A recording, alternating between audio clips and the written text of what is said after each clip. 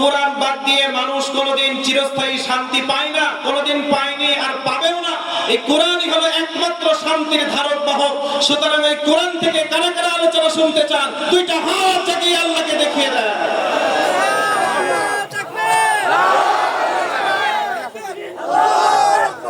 সম্মানিত সুধী, আল্লাহ তুমি আমাদের সকলকে কবুল করো, জোরে বলেন আমিন। আজকে আমরা আলোচনা করব পবিত্র কোরআন আল কারীমের 10 নম্বর সূরা। জোরে বলেন প্রিয় ভাইরা, কত নম্বর সূরা? 10 নম্বর সূরা।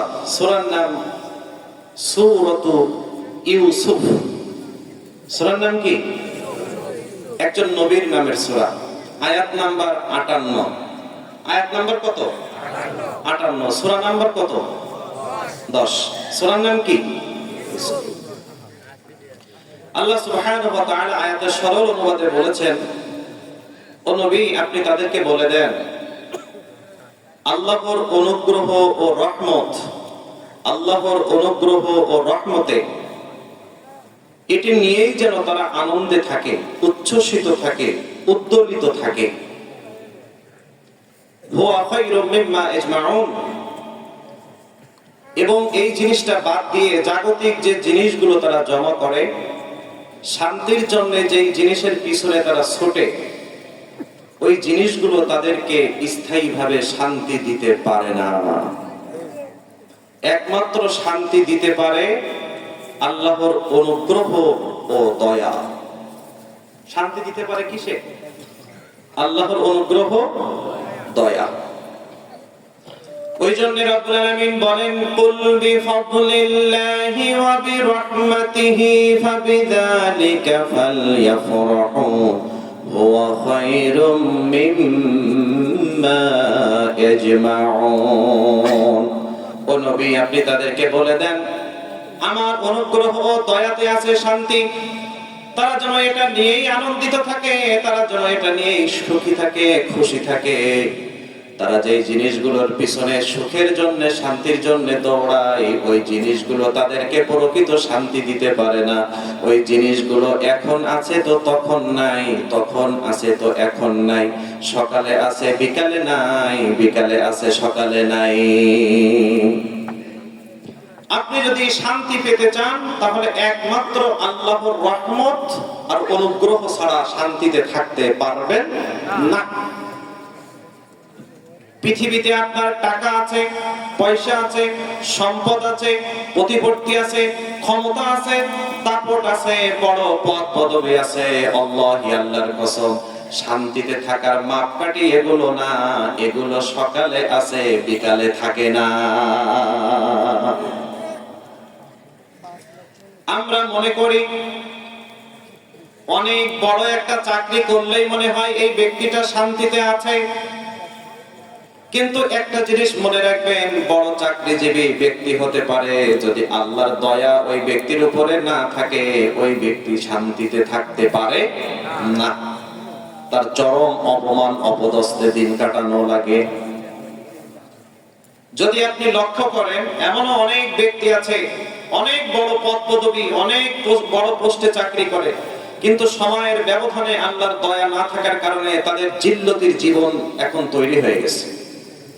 যদি বলেন আছে না নাই প্রিয় ভাইরা? এমন একজন ব্যক্তি আছে যিনি সুপ্রিম কোর্টের আইনজীবী, সুপ্রিম কোর্টের বিচারক। একটু বলেন তো প্রিয় ভাইরা, এই পদটা কি ছোট? আরো জোরে বলেন, ছোট পদ? অনেক বড় পদ। আল্লাহি আল্লাহর কসম, টকশোতে বসে এই করেছি, ওই করেছি, অমুককে ফাঁসি দিয়েছি, এতগুলো মামলা আমি রায় দিয়েছি, এতগুলো বিচার কার্য আমি পরিচালনা করেছি। রব্বুল আলামিনের রহমত আর অনুগ্রহ না থাকার কারণে ওই বিচারপতিকে আল্লাহ রাতের আধারে বৃষ্টির মধ্যে কলাপাতার উপরে শুইয়েছেন। এর মাধ্যমে বোঝা যায় আল্লাহর দয়া না থাকলে বড় চাকরিজীবী হলেও শান্তি মেলে না। যারা বলেন ঠিক না? আল্লাহর দয়া নেই, বড় চাকরিজীবী হলেও শান্তি নেই। যারা বড় বড় চাকরি করেন তিনারা মনে করেন অবসর জীবনে যাব, নাতিপুতিদের সাথে সময় কাটাবো, হজ করে আসবো, নামাজ কালাম ঠিক মতো পড়বো। আল্লাহি আল্লাহর কসম, এটা আপনি তখনই পারবেন যখনই আল্লাহর দয়া আর অনুগ্রহ আপনার উপরে থাকবে। আমার কথা কি বোঝা যায় প্রিয় ভাইরা? তাহলে বলেন তো, অনেক বড় চাকরি করি কিন্তু আল্লাহর দয়া আমার উপরে নেই, আমি কি আনন্দে আছি নাকি অসুখে আছি? অসুখে আছি। আল্লাহি আল্লাহর কসম, আমরা মনে করি অনেক বড় ব্যবসায়ী হলেই মনে হয় সফলতা, অনেক বড় বিজনেসম্যান হলেই মনে হয় শান্তি। আল্লাহি আল্লাহর কসম, আপনি দেশের মধ্যে সবচাইতে সেরা ব্যবসায়ী হন না কেন, যদি ওই ব্যবসায়ীর উপরে আল্লাহর অনুগ্রহ না থাকে, ওই ব্যবসায়ী কোনোদিন শান্তিতে থাকতে পারে না। যদি আপনি লক্ষ্য করেন, আমার দেশে এমন ব্যবসায়ী আছে পুরা বাংলাদেশের ব্যবসাগুলো নিয়ন্ত্রণ করেছে, এমন ব্যক্তিও আছে না নেই? আর যারা বলেন আছে না নেই? আল্লাহি আল্লাহর কসম, শেয়ার বাজার নিয়ন্ত্রণ করেছে, ঔষধ কোম্পানিগুলোকে নিয়ন্ত্রণ করেছে। ডাক্তার যখন প্রেসক্রিপশন লিখে নিজের কোম্পানির ওষুধ রেফার করতে হয়েছে, মানুষ ব্যবসা করতে চাইলেই পারে নাই, ব্যাংক প্রতিষ্ঠা করতে চাইলেই পারে নাই, ব্যবসা পরিচালনা করতে গেলেই পারে নাই, সবকিছুর মধ্যে নিজেদের আধিপত্য বিস্তার করেছে, কিন্তু সময়ের ব্যবধানে তারিখকেও পার পাই নাই। তার মানে বোঝা গেল, আল্লাহর দয়া না থাকলে বিশ্ববিখ্যাত ব্যবসায়ী হলেও শান্তি মেলে না। কেন বড় ব্যবসায়ী হতে পারি, আল্লাহর দয়া না থাকলেও ব্যাংকে কোটি কোটি টাকা পৌঁছে যাবে, কিন্তু নিজেকে জেল জীবন পার করতে হবে এবং অপমান অপদস্থ মাথায় নিয়ে। রাগ করলে মনে হয় আপনারা? আমি আপনার একটা কথা ক্লিয়ার করি, আমাদের আলোচনা কোনো ব্যক্তির বিরুদ্ধে নয়, কোন দলের বিরুদ্ধে নয়, কোন সংগঠনের বিরুদ্ধে নয়। আমাদের আলোচনা হবে আত্মসমালোচনা। এখানে কারো নাম হবে না, কোন দলের নাম হবে না, কোন ব্যক্তির নাম হবে না। আলোচনা হবে কোরআনের আলোকে। এখন আপনারা কি অখুশি হবেন নাকি? হ্যাঁ, জোরে বলেন। কোরআনুল কারীমে প্রত্যেকটা বিষয়ের আলোচনা আছে না নাই? জোরে বলেন। আমি যদি খারাপ না হই, কোরআনের একটা বিধানও আমার বিরুদ্ধে না, কিন্তু আমি খারাপ হলে আমার বিরুদ্ধে। ওটা আমি রায়হান কবির বলিনি, বলছেন কে? জোরে বলেন। কিন্তু আমি কাউকে বলতে পারি না যে তুমি খারাপ, তুমি খারাপ, তুমি খারাপ। আমরা সিম্পটম বলতে পারি, যেটা আল্লাহ বলেছেন। আর আমাদের কাজ হবে, যদি আমার মধ্যে এই দোষগুলো থাকে, তাহলে নিজে সংশোধন হয়ে যাও। কেন? আল্লাহর হাবিব সাল্লাল্লাহু আলাইহি ওয়াসাল্লাম বলেছেন, শোনো, বুদ্ধিমান হলো তারা, আল কাইয়িসু মান দানা নাফসাহু ওয়া আমিলা লিমা বা'দাল মাউত, যারা অন্যের সমালোচনা নয়, নিজের সমালোচনা করে, নিজের দোষগুলো খুঁজে খুঁজে বের করে নিজে পরিশুদ্ধ হয়ে যায়, আর মৃত্যুর পরে আমার সাথে ব্যবহার কি করবেন আল্লাহ, এইটা নিয়ে একটু চিন্তা ভাবনা করে।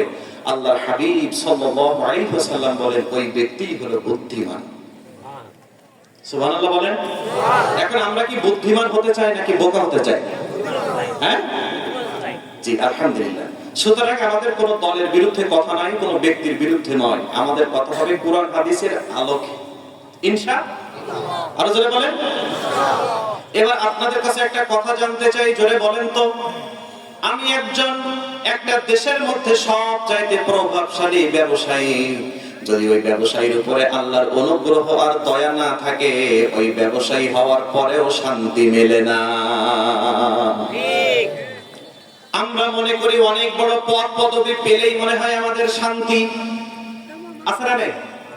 জোরে বলেন।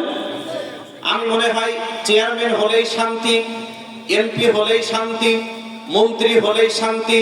আপনি আমি দূর থেকে যখন দেখি একজন এমপি সাহেব, একজন মন্ত্রী সাহেব কত দামি দামি স্যুট ব্যবহার করে, সামনে মানুষ, পিছনে মানুষ, ডাইনে পুলিশ, বাইরে র্যাব, কত প্রটোকল, আমরা দূর থেকে মনে করি অনেক শান্তির জীবন মনে হয় তার। কিন্তু ওই ব্যক্তির উপরে যদি আল্লাহর দয়া না থাকে, ওই ব্যক্তি শান্তির দেখা পাবে না। যারা বলেন ঠিক না ঠিক? আল্লাহি আল্লাহর কসম, এমন ব্যক্তি আমরা দেখেছি যাদের সামনে পুলিশ, পিছনে পুলিশ, ডাইনে পুলিশ, বাঁয়ে পুলিশ, নিজের দলের বিনায়ক বাহিনীগুলো নিজেদেরকে পাহারা দিচ্ছে। নিজেরা হা বললে হা, না বললে না, করো বললে করেছে, ধরো বললে ধরেছে, মারো বললে মেরেছে। এত প্রতাপশালী ব্যক্তিরা যখন অন্যের দয়া আর অনুগ্রহ নিয়ে বেঁচে থাকে, এ জীবন শান্তির জীবন বলে না। চিল্লায় বলেন ঠিক না বেঠে? একটু আওয়াজ দিয়ে বলেন তো প্রিয় ভাইরা, আমি একটা এলাকার মেইন কর্তৃত্ব আমার হাতে। আমি মানুষকে উঠতে বললে ওঠে, বসতে বললে বসে, কাউকে ধরতে বললে ধরে, কাউকে মারতে বললে মারে। এত প্রতাপশালী ব্যক্তি যদি অন্যের দয়া তিতিক্ষায় বেঁচে থাকে, এ জীবন সুখের জীবন বলে না।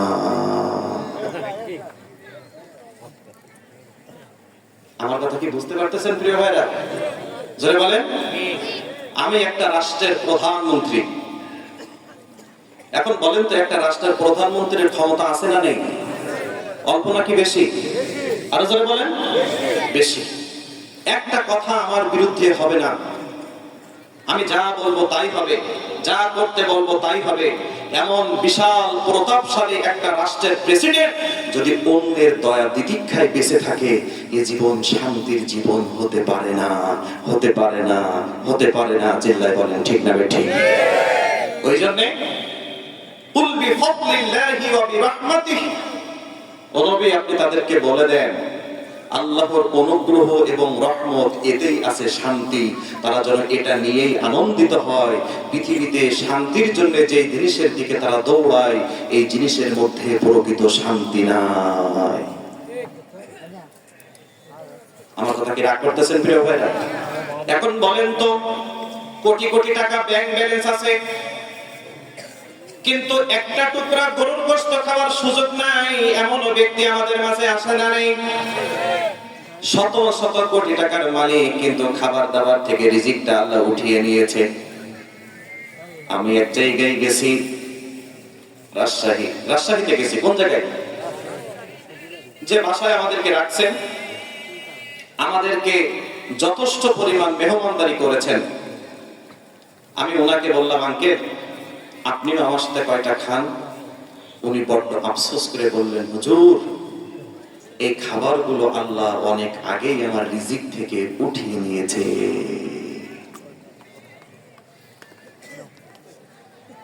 আলহামদুলিল্লাহ, আমরা গেলে তো আলহামদুলিল্লাহ মানুষ অনেক আপ্যায়ন করে। আজকে যেমন আমাদের মোহাম্মদ আলী সাহেবের বাসায় খাবার দাবার হয়েছে, আলহামদুলিল্লাহ। হ্যাঁ আলী ভাই, মোহাম্মদ আলী জি, ওনারা তো আমাদেরকে যথেষ্ট সম্মান করেছেন, আলহামদুলিল্লাহ। আল্লাহ ওনাদের পরিবারের উপরে রহমত বরকত দান করুন, ধরে বলেন আমিন। সম্মানিত সুধী, আমি খাবার খাচ্ছি, আমার সাথে আরেকজন মেহমান আছেন। আমি ওনাকে বললাম, আপনিও আমাদের সাথে কয়টা খান। উনি বড্ড আফসোস করে বললেন, হুজুর এই খাবারগুলো আল্লাহ রিজিক থেকে উঠিয়ে নিয়েছেন। বিশাল বাড়ি, একটা সরকারি চাকরি করতেন, রিটায়ার্ড হয়ে গেছে, বয়স আহামরি বেশি হয় নাই, কিন্তু কোটি কোটি টাকার মালিক হওয়ার পরেও একটা টুকরা গরুর গোশত খাওয়ার সুযোগ আল্লাহ রাখে নাই। আমি ওনাকে বললাম, আঙ্কেল আপনি কি খেয়েছেন? উনি বললেন, রাতের বেলা পেঁপে ভর্তা দিয়ে অল্প কয়টা ভাত খেয়েছি, অথচ আমরা খাচ্ছি গোশ, নদীর মাছ, এটা সেটা। সম্মানিত সুধী, এবার বলেন তো, টাকা থাকলেই কি শান্তি হয়? আমার কথা কি কষ্ট পাচ্ছেন আপনারা প্রিয় ভাইরা? টাকা আছে কিন্তু আল্লাহর অনুগ্রহ নেই, দয়া নেই, এ জীবনে শান্তি নেই। ওই জন্য আমরা শান্তিতে থাকতে গেলে আল্লাহর অনুগ্রহ, আল্লাহর দয়া লাগবে। আর আল্লাহর দয়া নিয়ে যারা শান্তিতে থাকতে পেরেছে, তারাই হলো প্রকৃত সুখী। ওই জন্য ইবনে আব্বাস রাদিয়াল্লাহু আনহুমা সহ অনেক তাফসীরকারগণ বলেছেন, বিফাদলিল্লাহি ওয়া বিরাহমাতিহি, ফাদল মানে রব্বুল আলামিন কুরআন আল কারীমকে বুঝিয়েছেন, আর রহমত মানে আল্লাহ রাব্বুল আলামিন ইসলামকে বুঝিয়েছেন। কুরআন আর ইসলাম এই দুইটা নিয়ে যারা আনন্দে থাকতে পেরেছে, তাদের জীবন দুনিয়াতেও সুখের হয়ে যাবে, আখিরাতেও সফল হয়ে যাবে। ওই জন্য আল্লাহর রাসূল আমাদেরকে দোয়া শিখিয়েছেন, সবাই আমার সাথে পড়েন, রাদিতু বিল্লাহি রাব্বাহ ওয়া বিল ইসলামি দীনা ওয়া বি মুহাম্মাদিন সাল্লাল্লাহু আলাইহি ওয়াসাল্লাম নাবিয়্যান ওয়া রাসূলা। আল্লাহর হাবিব বলেন, আল্লাহ রাদিতু বিল্লাহি রাব্বাহ, আমরা আল্লাহ রাব্বুল আলামিনকে অভিভাবক হিসাবে পেয়ে খুশি নাকি অখুশি? অবিল ইসলামি দীনা, এবং ইসলামকে একটা মনোনীত জীবন বিধান হিসাবে পেয়ে আমরা খুশি নাকি অখুশি? জোরে বলেন, খুশি। ওয়া মুহাম্মাদিন সাল্লাল্লাহু আলাইহি ওয়াসাল্লাম নাবিয়্যান ওয়া রাসূলা, আল্লাহর নবী মুহাম্মদুর রাসূলুল্লাহ সাল্লাল্লাহু আলাইহি ওয়াসাল্লামকে যারা নেতা হিসেবে মেনে খুশি থাকতে পেরেছে, ওই ব্যক্তিগুলো আল্লাহর কোরআন আর ইসলাম নিয়ে খুশি হয়ে গেছে। আর আল্লাহর কোরআন আর ইসলাম নিয়ে যারা খুশি হয়ে গেছে, ওদের জীবন দুনিয়াতেও আনন্দময় আর আখিরাতেও আনন্দময়। আরেকটা riwayate আব্দুল্লাহ ইবনে আব্বাস রাদিয়াল্লাহু আনহু বলেন, ফাদল মানে কোরআন আর রহমত মানে আল্লাহ সুবহানাহু ওয়া তাআলা যে কোরআনের অনুগামী আমাদেরকে করেছেন। এটাই আমরা যে কোরআনকে জীবন আদর্শ হিসাবে, কোরআনকে পথ নির্দেশ হিসাবে মেনে নিতে পেরেছি, এটার নামই হলো আল্লাহর রহমত। জোরে বলেন ঠিক না ঠিক? আল্লাহি আল্লাহর কসম, আল্লাহর দয়া না থাকলে ভালো কাজ করা যায় না, আল্লাহর রহমত না থাকলে কোরআনের অনুসারী হওয়া যায় না, আল্লাহর দয়া না থাকলে ইসলামের অনুগামী হওয়া যায় না। এমন হাজার হাজার লক্ষ লক্ষ কোটি কোটি মানুষ আছে মুসলমানের ঘরে জন্মলাভ করে ইসলাম, কোরআন আর আল্লাহ বিরোধী নীতিমালা প্রণয়ন করে। জোরে বলেন ঠিক না ঠিক? ওদের জীবনে দুনিয়াতেও শান্তি নেই, আখিরাতেও শান্তি নেই। জোরে বলেন ঠিক না বেঠে? ওই জন্য শান্তি পেতে গেলে আল্লাহর দয়া আর অনুগ্রহ লাগবে।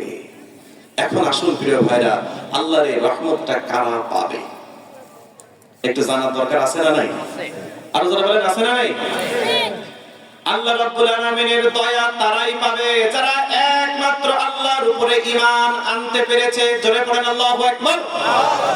সবাই একটু আওয়াজ দিয়ে বলেন তো, আমাদের রবের নাম কি? ঈমান এনেছি কার উপরে? আর জোরে বলেন। ঈমানটা শুধু আনলেই হবে না, ঈমানের উপরে যারা মৃত্যুবরণ করবে আল্লাহ তাদেরকে দুনিয়াতেও রহমত দিবেন, আখিরাতেও রহমত দিবেন। ওই জন্য একজন আরব রাখাল মানুষ মরুভূমিতে উট চড়ায়, বকরি চড়ায়, ছাগল চড়ায়।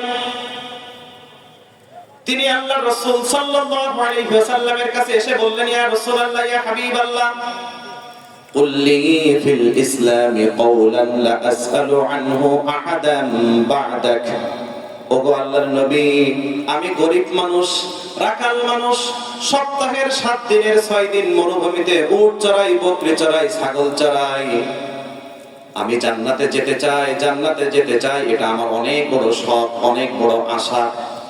আপনি আমাকে এমন একটা কাজ শিখিয়ে দেন যে কাজটা করলে আমি আল্লাহর জান্নাতে যেতে পারবো। আল্লাহর জান্নাতে যাওয়ার জন্য দ্বিতীয় কোনো পথ আমি আর কারোর কাছে জিজ্ঞাসা করব না। রাখাল মানুষ জান্নাতে যেতে চাই। আমাদের জান্নাতে যাওয়ার ইচ্ছা আছে না নাই? প্রিয় ভাই, আপনারা দুই একজন উঠতেছেন কেন? আমরা তো এখনো শুরুই করতে পারিনি। আপনারা কি আমার সাথে বিরক্ত হচ্ছেন নাকি? উঠতে হবে না।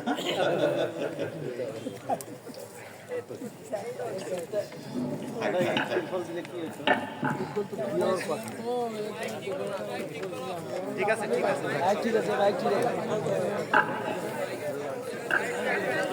আচ্ছা ভাই, ঠিক আছে ঠিক আছে। আল্লাহ সম্মানিত সুধী, আপনারা উঠতেছেন কেন? খারাপ লাগতেছে? হ্যাঁ, আচ্ছা প্রিয় ভাইরা, আমরা বেশি সময় যাব না ইনশাআল্লাহ, কিন্তু আপনারা যারা উঠবেন আমরা 1 মিনিট সময় দিয়ে দিলাম। আপনারা যাদের ওঠার উঠে যান। ঠিক ঠিক না উঠবে নাকি? 1 মিনিট সময় দিলাম, কারণ মাঝখান দিয়ে উঠলে সমস্যা। যদি আপনার জরুরত থাকে উঠে যেতে পারেন, সমস্যা নেই। জি শুনেন, যারা ওঠা 1 মিনিট সময় দিলাম, উঠে যান ভাই, আপনাদের জোর নেই। যারা কবরে সে যাবে, আয়োজক কমিটিদের উচিত ছিল সুন্দর একটা পরিবেশ দেওয়া।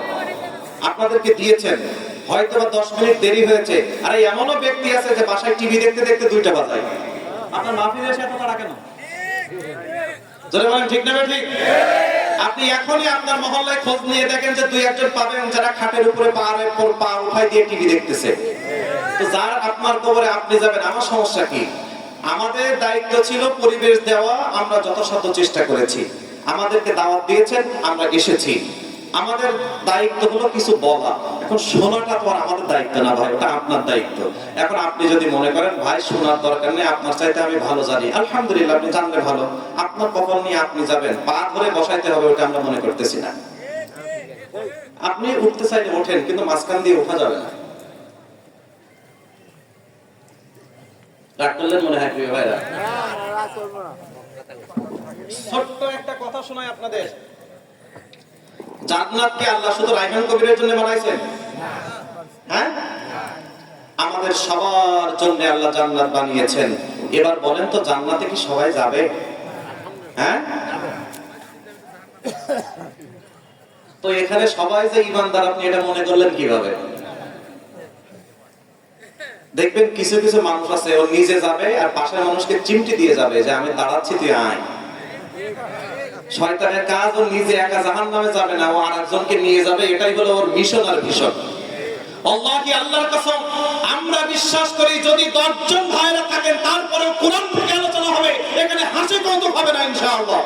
আমরা বিশ্বাস করি ইসলামটাকে বিজয়ের জন্য, ইসলামটাকে, দ্বীনটাকে বিজয়ের জন্য বদরের মাঠের মতো 313 জনই যথেষ্ট। 1000 দিয়ে বিজয় অর্জন করা যায় না। জোরে বলেন ঠিক না বেঠিক? আল্লাহ বলেন তুমি ঈমানটা লালন করো। বিআলাফিন মিনাল মালাইকা, বিআলাফিন মিনাল মালাইকা। আল্লাহ একের পরে এক, একের পরে এক 313 জনকে আল্লাহ 1000 ফেরেশতা পাঠিয়ে সাহায্য করে তাদের হাতে বিজয়ের পতাকা দিয়েছেন। সুতরাং বেঈমান দিয়ে বিজয় হয় না, ঈমানদার দিয়ে বিজয় হয়। চিল্লায় বলেন ঠিক না বেঠিক? শেষ দোয়া বন্ধ করা থাকবেন, দুইটা হাত আমি দেখতে চাই।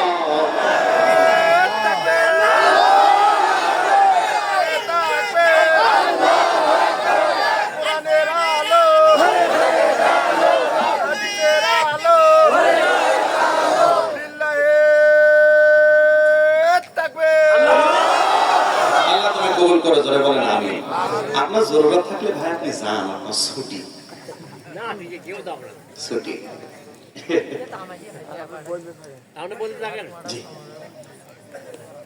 আমার বিশ্বাস আর কেউ যাবেন না ইনশাআল্লাহ। সম্মানিত সুধী, এখানে অনেক ব্যক্তিরা আছেন যে মোবাইল চালাতে চালাতে রাত 2টা বাজায়। হ্যাঁ, একটাতে না চালালে কি আপনার মহাভারত অসুস্থ হয়ে যাবে? সম্মানিত সুধী, একটু ধৈর্য ধরে থাকেন, উপকার হবেই হবে ইনশাআল্লাহ। আরো জোরে বলেন ইনশাআল্লাহ, আরো জোরে বলেন ইনশাআল্লাহ। যেখানে আমরা রেখেছিলাম, কোথায়? জি মাশাআল্লাহ, আপনার মনে আছে? রাখাল মানুষ জান্নাতে যেতে চায়। ইয়া রাসূলুল্লাহ, সপ্তাহের 7 দিনের 6 দিন আমার মরুভূমিতে থাকতে হয়।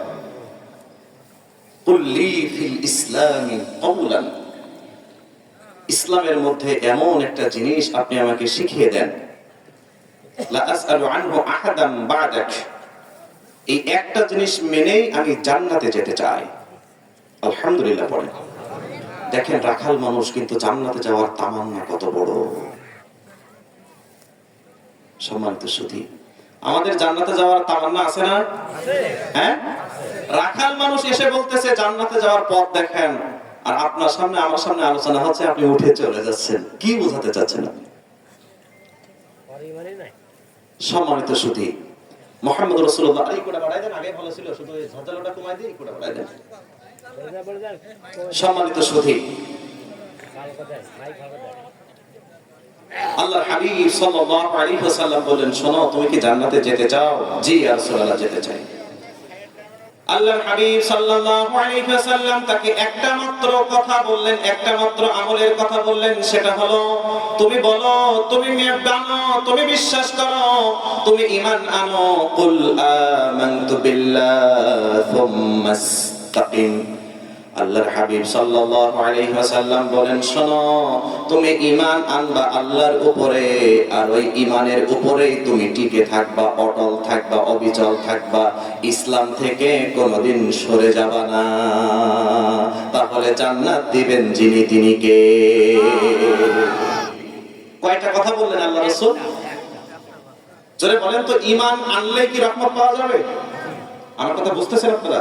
ঈমান আনলে কি রহমত পাওয়া যাবে? না।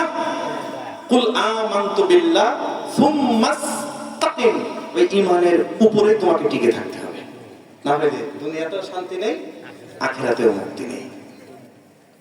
কিন্তু সম্মানিত সুধী, একটু বলেন তো, ঈমান আনার পরে নিজের স্বার্থের জন্য ঈমানটা বাদ দিয়ে কুফরের সাথে যোগ দেয় আছে না নেই? মুনাফিকদের সাথে যোগ দেয় আছে না নাই? জালেমদের সাথে যোগ দেয়, আছে না নাই? জোরে বলেন, আছে না নাই? ওই জন্য রব্বুল আলামিন বলেন, ওয়া মিনান নাসি মান ইয়াবুদুল্লাহ আলা হারফিন ফাইন আসাবাহু খায়রুন ইতমাআন্না বিহি ওয়া ইন আসাবাতহু ফিতনাতুন ইনকালাবা আলা ওয়াজহিহি খাসিরাদ দুনিয়া ওয়াল আখিরাহ যালিকা হুয়াল খুসরানুল মুবিন। আল্লাহ বলেন সবাই কিন্তু ঈমানটাকে লালন করে না, কিছু কিছু মানুষ আছে ঈমানটাকে ব্যবহার করে, ঠিক না ঠিক? আল্লাহ বলেন মানুষের মধ্যে এমন কিছু মানুষ আছে তারা ঈমান আনে, ঈমান আনার পরে যখন দেখে ঈমান আনার পরে সম্মান বেশি, ইজ্জত বেশি, মর্যাদা বেশি, পরিবারের বরকত, সন্তানের মধ্যে বরকত, অর্থের মধ্যে বরকত, ফাইন আসাবাহু খায়রুন ইতমাআন্না বিহি, তখন তারা বলে ইসলামের চাইতে ঈমানের চাইতে ভালো কোনো জিনিস নাই। এবার একটু আওয়াজ দিয়ে বলেন তো প্রিয় ভাইরা, ঈমান আনার পরে আল্লাহর পক্ষ থেকে আবার একটু পরীক্ষাও আছে না নাই? হ্যাঁ, আল্লাহ পরেই বলেন যখন আমি তাদেরকে পরীক্ষামূলক একটু একটু একটু একটু বিপদ আপদ বালা মুসিবত দিয়েছি, ওয়াইন আসাবাতহু ফিতনাতুন ইনকালাবা আলা ওয়াজহি, তখন চেহারাটা আবার কুফরের দিকে ঘুরিয়ে বলেন না আগেই ভালো ছিলাম, কি ছিলাম? নাউজুবিল্লাহ পড়েন, কি বলে? আগেই ভালো ছিলাম। ঈমানদার হওয়ার পরে বেঈমানরা একটু মামলা দিছে, কয় ভাই আমি ওদিকে আর নেই, 2 দিন জেল খাটতে হয়েছে, ভাই ওদিকে আমি আর নেই। সত্যের পক্ষে দাঁড়াইতে যে 2টা মামলা হয়েছে, কয় ভাই ক্ষমা করো ভাই, আমি আর ওদিকে নেই, আমি তোমাদের সাথে আছি। একথা আমার নাকি আল্লাহ?